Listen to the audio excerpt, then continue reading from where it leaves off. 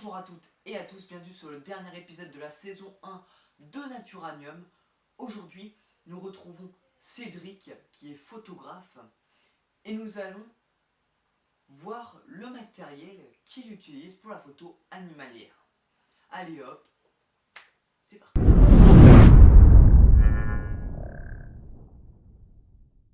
Donc alors, peux-tu nous présenter un peu les types d'affûts que tu utilises pour approcher du gibier? Sur mes sessions photo? Oui.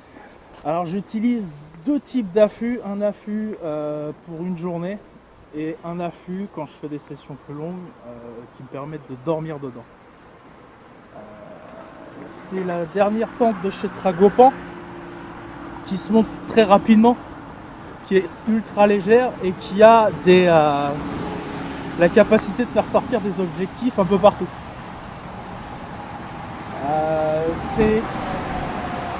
C'est une tente qui permet pas de recevoir beaucoup de personnes. Un adulte, déjà c'est suffisant. Arriver à deux personnes, vaut mieux avoir deux tentes pour faire des sessions plus longues avec ça. Parce qu'une fois qu'on a la nourriture, le matériel photo, le siège, pour dormir, ça devient compliqué. Et l'autre, qui est du même poids, qui fait 6 kg, permet de pouvoir recevoir deux photographes, parce qu'il y a deux sièges, c'est le modèle où on peut mettre deux personnes à l'intérieur, et qui permet pareil de se déplacer, se fondre dans la nature assez facilement. D'accord. J'ai juste une question, alors parce que tu connais. J'ai remarqué que là il y a des trous, alors est-ce que... Alors, normalement, par-dessus, il y a encore une bâche. D'accord, parce que... Normalement, ouais, c'est pas fini, mais ça c'est pour la ventilation. Ouais. C'est pour la ventilation, c'est vraiment pour avoir... quand on fait des sessions en plein été, si on sait qu'il y a énormément de gibier, on va pas ouvrir. Donc on va compter sur ça, sur l'entrée d'air. Voilà, c'est juste fait pour ça. D'accord, oui, parce que... Bon, on peut aussi de temps en temps boire par là, si on veut pas ouvrir, faire de bruit. On peut regarder par cette ouverture là le gibier qui arrive sur un côté. Voilà. D'accord. Alors, on va regarder un peu le matériel, le petit sujet que les gens n'aiment pas trop parler. Le matériel photo en lui-même. Alors moi ce que j'utilise déjà en boîtier un 7D. Voilà. J'utilise un 7D pour l'animalier, donc c'est la première version, hein. Depuis il y a eu d'autres petits frères. Ensuite j'utilise un 100-400 à souffler et un multiplicateur, donc c'est un 2x2, voilà, qui me permet d'arriver donc à 800 voire 900 pour les prises de vue. Pas mal. Le pare-soleil, c'est un pare-soleil. Alors le pare-soleil, trafiqué. c'est un pare-soleil trafiqué, celui d'origine il est à l'intérieur. Parce que dans l'animalier, vaut mieux avoir un pare-soleil un peu plus grand. Parce qu'on a des grandes focales, donc si on a un petit pare-soleil, on peut vite avoir un rayon qui rentre et qui pourrisse une photo. Ouais. Donc on conseille de bidouiller son pare-soleil et d'en faire un peu plus grand. Donc il fait 4 cm plus grand que celui qui est vraiment dedans, hein, que j'utilise. Il fait 4 cm en plus. Voilà. D'accord. C'est vraiment pour atténuer au maximum les rayons du soleil. Et donc ton trépied, c'est un trépied... Alors c'est un trépied que tout le monde peut trouver. Donc moi je l'ai trouvé sur eBay. C'est un trépied avec une rotule qui permet en fait d'emmener son objectif vraiment là où on le souhaite, avec une fluidité dans la rotation. Quand on fait un peu de vidéo, ça sert. Quand on veut faire vraiment des gestes très précis, ça sert aussi. Et une fois qu'on a compris comment utiliser sa rotule, dans le noir, on est capable de dévisser pour pas perdre ses réglages et tout. La particularité de celui-là, c'est qu'il a 2 positions. Donc la position haute, donc, qui permet d'être un peu plus haut. Et là, si on veut faire des prises de vue plus bas, on déverrouille les pieds et on gagne en angle. Voilà, ce qui nous permet d'agrandir le battement. Si on fait des photos sur des rochers par exemple, c'est bien d'avoir une grande surface pour pouvoir poser les pieds. Et c'est assez solide. C'est assez solide. Oui, ça c'est solide parce qu'on peut remarquer que ça tient bien le Bah, téléobjectif. quand même. Ça tient très bien le téléobjectif. Donc ça c'est pas le plus lourd, hein. Le 100-400 c'est pas ce qu'il y a de plus lourd. Il y a le Sigma qui est beaucoup plus lourd. C'est le. C'est le 50-500. C'est le 50-500, c'est exactement le même que le tien, qui est non stabilisé. C'est les premières versions qu'ils ont sorties en 50-500. Ensuite, ils ont sorti à la suite de ça le 150-500. Et là, ils ont monté en gamme encore, et on est passé au 150-600. Ce que je trouve intéressant sur le Sigma, c'est la mise au point automatique elle se fait rapidement et elle est pas trop bruyante. Alors voilà, ça tout dépend des objectifs. Je sais que le 100-400 il est un peu bruyant quand on met le stabilisateur. C'est le stabilisateur, on l'entend ronronner. Là sur ça, non, il n'y a pas de stabilisateur dedans, donc la mise au point c'est instantané. Voilà. Après, si on veut une photo sans bruit de bouger, il faut utiliser une télécommande. Voilà. Il faut utiliser une télécommande et vraiment avoir un pied solide. Parce que juste le fait des fois d'appuyer sur le déclencheur de l'appareil fait trembler l'appareil. Ou alors mettre le retardateur. Ouais, mais bon, quand tu fais de l'animalier, le retardateur... Après tu manques, Voilà, exactement. le but du jeu de l'animalier, quand tu achètes un appareil comme ça, il fait 6 photos à la seconde, donc c'est un appareil qui va très vite. Il faut aller vraiment très vite. Donc avec un déclencheur manuel ou filaire, ça permet d'atténuer le bruit qu'on peut avoir au moment du bouger de l'appareil. Voilà, il suffit qu'on ait oublié de resserrer la rotule et ça se met à trembler tout de suite. Voilà. Puis dans la précipitation, des fois, on fait un peu n'importe quoi et on a tendance à bouger parce qu'il y a l'adrénaline qui monte. On sait que les animaux sont là, ils sont tout près. Il faut penser à 10 000 trucs en même temps. Donc c'est pour ça. Avoir un appareil rapide et si on peut avoir un déclencheur à part, voilà, pour les longs infus, c'est très bien. Voilà, moi c'est ce que je conseille. C'est ce que je conseille. Très bien.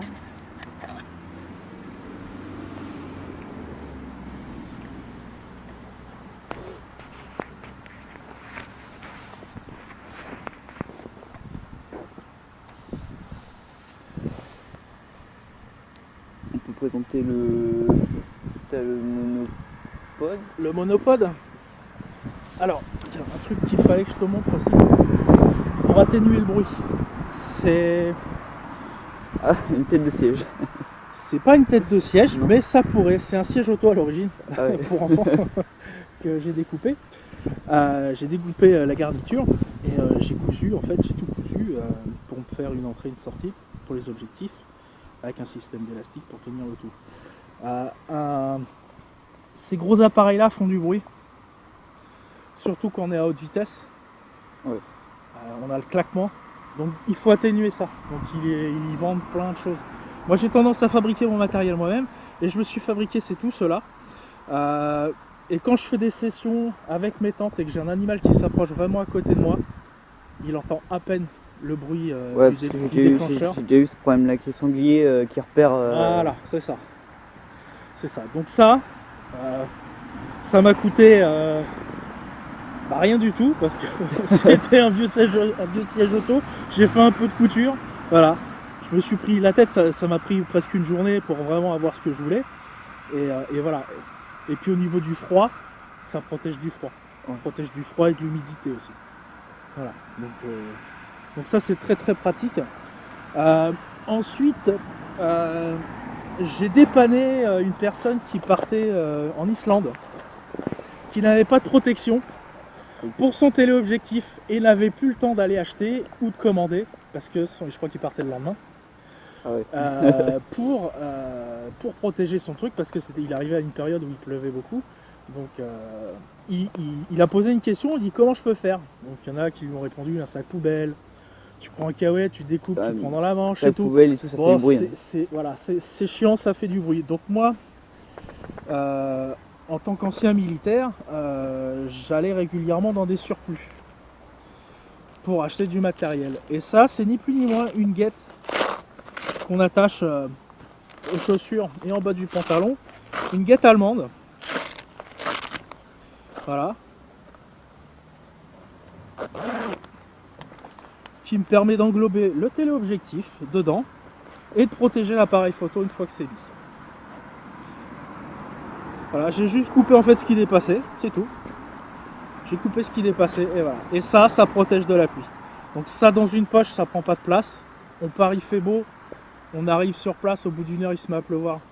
On n'a pas le temps de rentrer, ça c'est très bien. C'est voilà, moi je dis c'est ça peut sauver une session photo. Voilà. Puis il n'y a pas de reflet. Ouais. Ça fait pas forcément du bruit. Ouais, puis c'est les frottements, comme oui, ça, voilà. Ça fait pas forcément du bruit, donc c'est bien. La guette, c'est bien pour protéger des téléobjectifs de cette taille-là. Après, pour protéger un 400 fixe, un 600, un 800, bon, là, faut acheter des trucs en néoprène qui vendent dans le commerce. Ouais, mais ça se vend avec, parce que voilà. par exemple, le Sigma, j'ai regardé, il n'y a pas de... Non, mais après, tu peux bricoler des trucs, hein. Je sais pas si j'en ai un là. Non, parce que j'ai regardé aussi, il y a une sorte de bande, de bandage. Oui.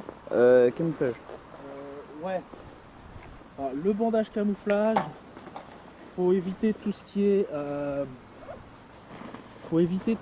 comment à base de colle. Ah bah j'ai regardé, c'est comme un scratch en fait. Ouais, voilà, ouais.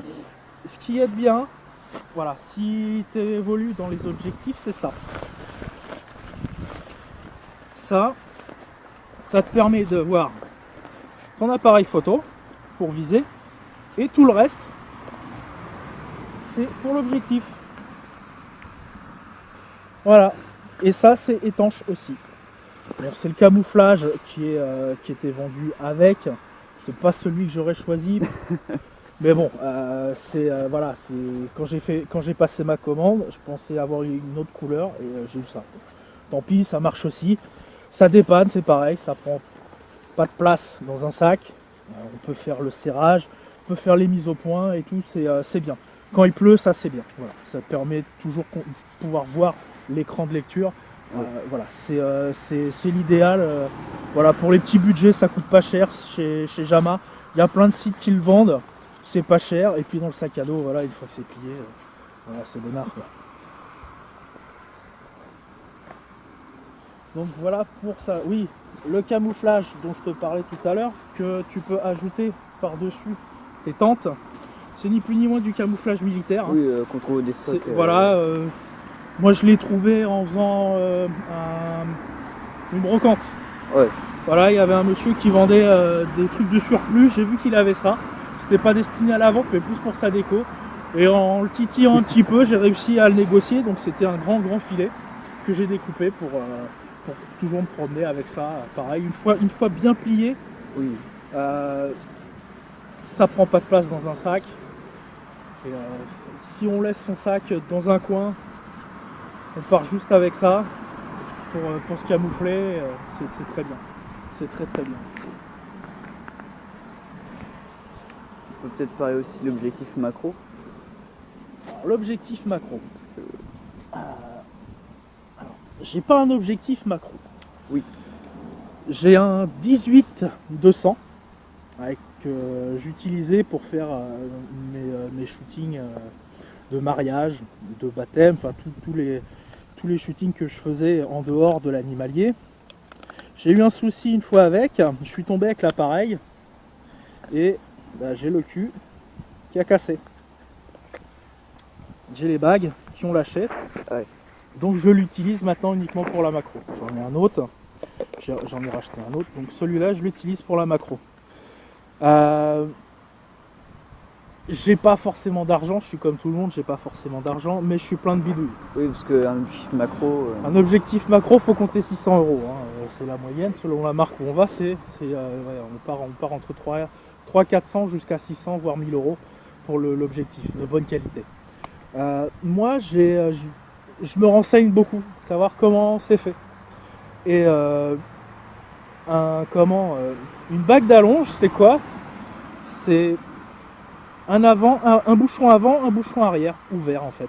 Ben, c'est ce que j'ai fait, j'ai pris le bouchon avant donc, de mon appareil, ce qui permet de cacher quand on enlève l'objectif les miroirs. Je l'ai ouvert dans son centre. J'ai pris le bouchon arrière d'un objectif que j'ai ouvert aussi pour me créer une bague d'allonge. Donc j'ai refait la même chose. J'avais trouvé un objectif cassé. J'ai récupéré l'arrière. J'ai juste démonté l'arrière que j'ai fixé sur mon tube pour pouvoir verrouiller en fait Dans l'appareil. Dans l'appareil. Parce que le problème, c'est que quand on le fait soi-même, il n'y a plus de sécurité. Quand on va commencer à faire la mise au point, parce que c'est mise au point manuelle, quand on va commencer à faire la mise au point manuelle, on va avoir tendance à faire tourner l'objectif et on dessert automatiquement de l'appareil et il tombe. Donc moi, pour éviter ça, j'ai fait une bidouille avec le cul d'un objectif où il y a un système de blocage et une fois qu'il est mis, il ne bouge plus. Ensuite, pour fixer correctement l'objectif, un peu de Chatterton dessus et ça bouge pas, c'est tout. Oui. C'est de la bidouille, ça coûte pas cher. C'est comme ça.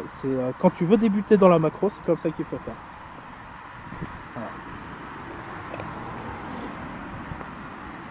Voilà pour les. Voilà. Plus tu vas en fait l'agrandir, plus tu vas très près. Quoi. Ouais. Mais tu perds en qualité. C'est le problème. Parce que c'est mise au point manuel. Il faut une télécommande aussi pour éviter les vibrations. Voilà. Donc c'est plein de petites bidouilles comme ça. Pour débuter dans la macro, c'est bien. C'est bien. Donc après, bon, bah, tu peux multiplier hein, les bouchons hein, pour voir suffisamment près ton sujet. Quoi. Voilà pour la macro. Important. Toujours avoir avec soi. Pour n'importe quoi. T'as pas de corde, t'as une bâche. Tu fais un nœud autour d'un arbre, tac. Ça s'enlève tout seul, pas besoin de couteau. Voilà. Chatterton, le gaffeur. Il y en a qui appellent ça le gaffeur. Toujours en avoir avec ça. Voilà. Donc, soit vert, soit noir. En général, on prend tous noir. C'est important de l'avoir. Au niveau du matériel, Machette. le couteau qui va bien. Couteau de camp. Quand on fait des longues sessions pour couper, pour se faire une place dans un fourré, ça c'est bien. Il faut éviter les petits couteaux pour manger au Pinel, les trucs comme ça sert à rien. On se blesse.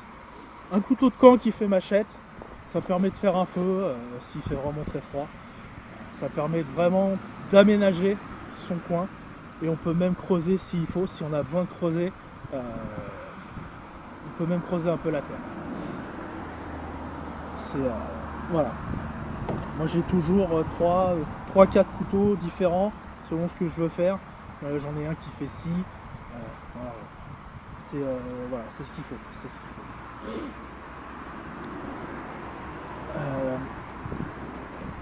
rien.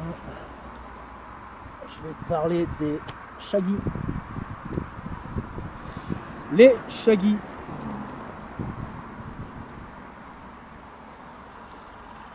Donc ça c'est un shaggy de chasse qui est ultra léger et aéré. d'accord? Ouais. Tous les chasseurs à l'arc en possèdent un. Il y a deux tailles. Il y a celui-là, le mini, ou le maxi, qui va vraiment jusqu'au sol. On s'est aperçu, nous, en tant que chasseur à l'arc, qu'au sol, ça servait à rien qu'il aille jusqu'au sol. Autant avoir un pantalon Ouais, avec comme des feuilles. Et des feuilles, c'est suffisant. Puis ça au-dessus. J'ai encore un truc comme ça, qui fait juste pantalon. Ça déstructure. Le but du jeu, c'est d'être déstructuré dans la végétation. Casser la silhouette. Voilà, humaine. casser la silhouette, déstructurer. Alors quand on fait des photos animalières, jamais se tenir comme ça. Faut éviter le Y. Ça sert absolument à rien. Faut rester le plus massif possible et se faire le plus petit aussi possible. Sinon l'animal il repère tout de suite et de très loin. Voilà. Nous, on a peut-être une bonne vue, mais eux ils ont encore une vue meilleure que nous et ils savent dès qu'il y a un changement dans l'environnement. Dès qu'il y a un changement, ils le savent tout de suite. Donc voilà pour celui-là. Donc ça c'est le shaggy léger. Léger et qui passe par tous les temps. Là aujourd'hui je peux le mettre pour faire une approche sur du gibier, il n'y a pas de souci. Il n'y a pas de souci. Donc on a celui-là, on a celui qui est un peu plus connu, soit dans le monde de la chasse, soit dans le monde de la photo. Il y a beaucoup de personnes qui l'ont acheté, mais bon, moi j'étais déçu. C'est celui-là, c'est celui où on a plein de morceaux de laine qui pendent. Ouais, donc c'est bien, on dirait, une fois qu'on a mis ça, on dirait le petit bonhomme de cette Hélène, c'est bien. Ça fait tout vert, mais quand on passe à travers une végétation, il y a toujours des ronces, toujours des branches. Et on finit par perdre les morceaux de laine.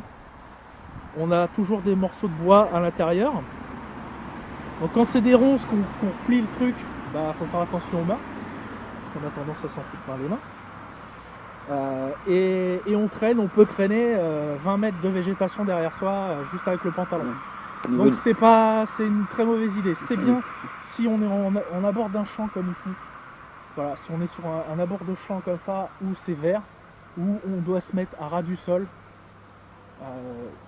ça c'est bien. Mais c'est la seule utilité que je lui trouve. Voilà, ou à côté d'un rocher, mais il faut pas les traîner dans un bois avec ça. Si on compte aller au sanglier ça sert absolument à rien. Il suffit que vous faites charger, il y a besoin de courir. Oh, on reste dans l'arbre. C'est mort. Tu restes accroché à des ronces et c'est fini quoi. Tu t'enroules là-dedans, il n'y a personne qui vient te chercher. Donc voilà, ça c'est pour les vêtements. Donc il y a le pantalon avec.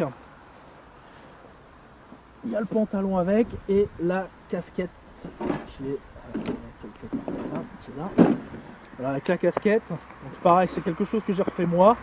J'ai pris une vraie casquette avec dessus le filet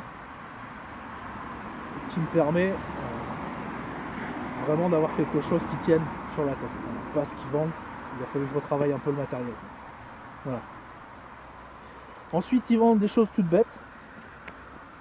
C'est pour cacher la figure. C'est un masque, ni plus ni moins. Voilà.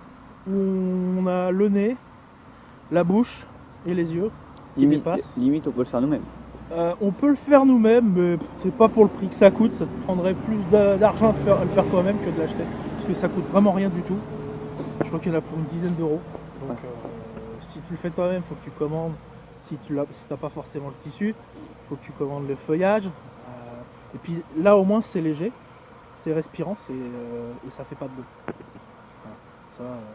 Moi j'utilise ça depuis des années en plein hiver et ça n'a pas bougé. Donc voilà pour les shaggy. Ensuite moi je me suis confectionné pour mon 100-400 une protection toute bête avec du tissu que je mets dessus, qui permet en fait de cacher intégralement le blanc de l'appareil. Que l'appareil photo soit pas caché, c'est pas grave, il est noir. Si on regarde dans la végétation, il y a beaucoup de choses noires. Voilà. Donc le but du jeu, c'est le blanc, c'est de cacher le blanc. Voilà, c'est ça le but du jeu. Donc une fois qu'on a mis ça et ça, on le voit plus le téléobjectif. Et on peut passer les mains pour agrandir ou revenir en position normale, le téléobjectif, voilà, selon la prise de vue. Voilà, c'est une bidouille, hein, comme je disais tout à l'heure, la photo, Ouais. on s'est bidouillé, il n'y a pas besoin de se ruiner. Voilà. Et le siège photo, donc géologique celui-là, avec les pieds réglables, hein, qui peut se permettre de se foutre le dos à un arbre, tranquille avec ça, c'est pas lourd du tout. Tu peux aller t'asseoir, si ça fait prendre 3 heures, au moins tu es assis, tu es debout. Ouais. donc voilà. Voilà pour moi une partie du matériel que j'ai. Ensuite, qu'est-ce que je peux. J'ai le sac. Solniac. Voilà, alors c'est la nouvelle version du sac Décathlon. Parce que j'en ai une autre version de chasse qui est plus haute, mais qui fait la même contenance. Celui-là, la particularité qu'il a, c'est que je peux partir avec très peu de matériel et un encombrement petit, ou avec beaucoup de matériel selon les sessions, tout en augmentant la surface du sac. Ah ouais. Voilà. Juste comme ça, j'ai augmenté la surface du sac et ça me permet de mettre des choses plus volumineuses dedans. Voilà. Donc juste ça, c'est un sac qui est très bien.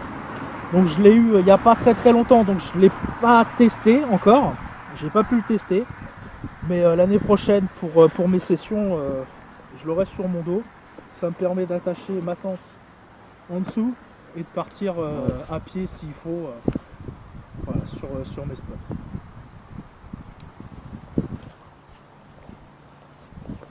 Donc, si tu veux, on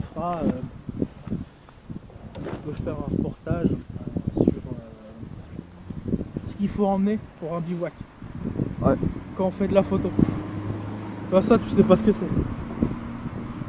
Ça, Ça peut te sauver la vie. Ça, c'est un sac à viande. ah oui. C'est un sac à viande, c'est même un sur-sac à viande. Donc, moi, ça, j'ai utilisé ça quand j'ai fait des stages commando en montagne. Tu rajoutes un duvet dedans et le froid ne Ouais, passe pas. Ça coupe le froid. Mais comme c'est du Gore-Tex, l'humidité ressort. C'est ça qui est bien, ça évite la condensation et d'avoir froid et d'être gelé en pleine nuit, selon où on est. Mais ça, tu peux le prendre avec toi. Quand tu es assis, tu te mets dedans Ouais, ça coupe le froid. Ouais. et ça te coupe du froid. Voilà, surtout si tu es en plein courant d'air. En général, quand on fait de l'animalier, on est en plein courant d'air. Après, on n'a pas. Donc voilà, donc ça c'est très pratique à avoir. Ça prend pas de place pareil dans un sac. C'est ce qu'il faut. C'est ce qu'il faut. Donc quand je pars, j'ai ça, j'ai mon sac et puis voilà. Faut pas grand chose. Faut pas grand chose.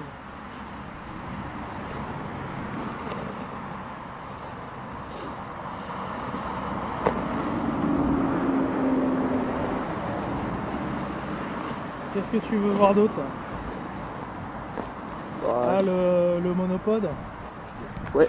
Ah ouais, le monopode, ouais, effectivement. Le monopode. Hop. C'est un monopode. Hein. Voilà, c'est un pied photo qu'on peut utiliser quand on fait de la marche, qui est très solide. Donc il y a encore la taille au-dessus qui est un peu plus grand.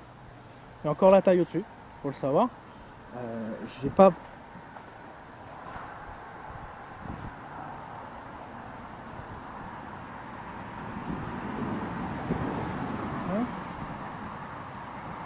On va voir un cerf passer. C'est pas mal. Voilà, j'ai pas trouvé la taille au-dessus parce que là où je suis allé l'acheter, il n'y avait pas. Donc celui-là, j'ai essayé ceux du diamètre en dessous. Au bout d'un moment, c'est cassant, ça devient cassant. Alors que ça peut y aller, ça bouge pas. Et puis un gros objectif dessus, il n'y a pas de problème, ça les tient largement. Il y a un empattement assez large pour poser comment son objectif. Voilà. Ouais.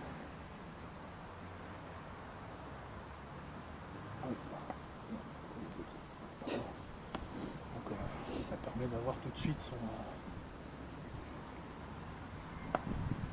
Moi quand je pars avec ça, j'ai mon sac à dos, le téléobjectif, je tiens mon appareil comme ça, j'ai pas besoin forcément de le replier selon la végétation là où je vais. Ouais. Il tient en équilibre. Et voilà, on ne tombe pas. Ça sert à rien d'avoir l'appareil photo avec le téléobjectif autour du cou, Oh, avec, autour du les, cou, avec les sangles et tout, ça Ah, sert ça, c'est- absolument à rien. On se fait plus mal au cervical plutôt qu'autre chose, donc c'est pas... voilà, ça c'est bien. Voilà. Peu d'encombrement, il faut replier. Et pareil, ça se range facilement dans un sac pour Ouais. partir en session comme ça. Ouais, ou même accroché sur le côté du sac. Ça. Voilà. Donc voilà pour une partie du matériel. Je vais pas tout ramener parce que j'en ai encore Ouais, après. autant. J'en ai encore autant pour l'animalier. Voilà. Bon, là on a vraiment les grandes lignes pour pouvoir avoir un aperçu de ce qu'il faut acheter. Voilà, ça sert à rien d'investir tout de suite dans des grands téléobjectifs qui sont à plus de 8000 euros. Ouais, mais Ah, ouais, ça trouve. bon, on en trouve à 6000 euros, mais ça sert absolument à rien. Taper dans les entrées de gamme. Le Sigma et l'autre c'est merde, le rival de Sigma là, c'est Tamron, Tamron. Sigma et Tamron ouais, c'est les sortent marques. les deux mêmes objectifs, plus ou moins performants selon ce qu'on veut faire. Ça coûte 1800, 2000 euros je crois le plus cher. Ouais. Donc c'est rien. Ouais. Tout le monde peut investir Et, dedans. et encore, si on fait comme moi, on l'achète en occasion, ça coûte encore moins cher. Ouais, mais bon, il y en a qui préféreront commencer avec du neuf Ouais. et revendre pour acheter ensuite plus cher et ainsi de suite. Voilà, l'occasion, c'est pas forcément sur quoi on tombe. Bah, C'est à double tranchant. C'est à double tranchant. Voilà. Moi, je viens de voir une annonce là. Le mec il vend le dernier 400. Donc le dernier avec le doubleur incorporé dedans. Il coûte 14 000 euros, je crois, neuf. Et il le vend 6400 euros d'occasion avec un verre qu'il faut changer. Ouais, faut faire attention sur ça. Enfin, c'est pour ça que le mieux en occasion, c'est de se déplacer sur le lieu. Pour, Ouais, voilà. pour quand même- Faut tester. Et, bon. Le mieux, c'est de ramener son boîtier et de. Oui, il faut ramener. De toute façon, oui, quand on achète d'occasion, vaut mieux ramener son boîtier, faire les tests, voir comment l'objectif répond. Parce que si c'est un achat comme sur eBay, où on envoie les choses et tout, machin, bon, on fait de la remise en main aussi. C'est pas. On peut tomber sur des choses qui sont pas bien. On a dépensé un prix fou pour. Ouais. Ouais.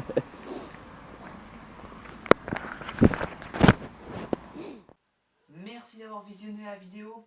Si vous voulez retrouver Cédric et ses photos, son lien de page Facebook est dans la description. Si cette vidéo vous a plu, vous pouvez mettre un petit pouce bleu, vous pouvez commenter et vous abonner si ce n'est pas déjà fait. En attendant, je vous dis à la prochaine pour une saison 2 de Naturanium.